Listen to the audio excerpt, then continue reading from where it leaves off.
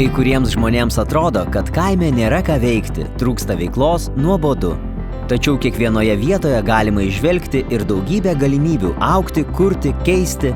Kai norime, galime viską.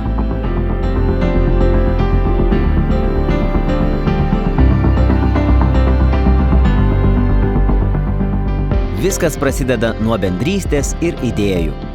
Bendruomenės nariai susėda kartu ir diskutuoja, sprendžia, ko labiausiai reikia jų kraštui. Kultūros renginių, sutvarkytų sporto erdvių, gamtos paveldo išsaugojimo, o galbūt mato galimybės plėtoti turizmą savo krašte. Norėjome vietos, kur galėtų susitikti jaunimas. Dabar ją turime. Mūsų svajonė buvo išsaugoti senąją mokyklą. Lyder padėjo tai padaryti.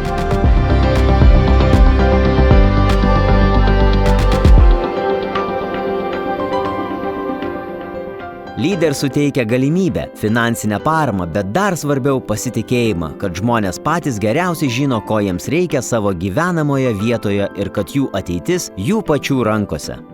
Idėja tampa projektu, projektas tampa pokyčiu. Anksčiau čia buvo tuščia pieva, dabar mūsų bendruomenės vieta susiburti, švęsti šventes.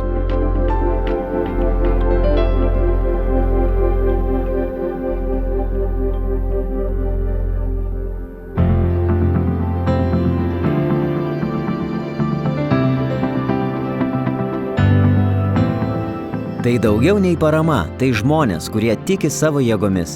Tai bendruomenės, kurios kūrė savo ateitį pačios.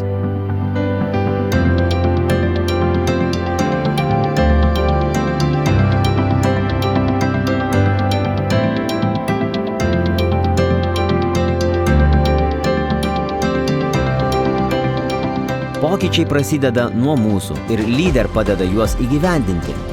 Jeigu turi idėjų ir nori prisidėti prie pokyčių savo gyvenamojoje aplinkoje kūrimo, Lyder priemonė skirta būtent tau.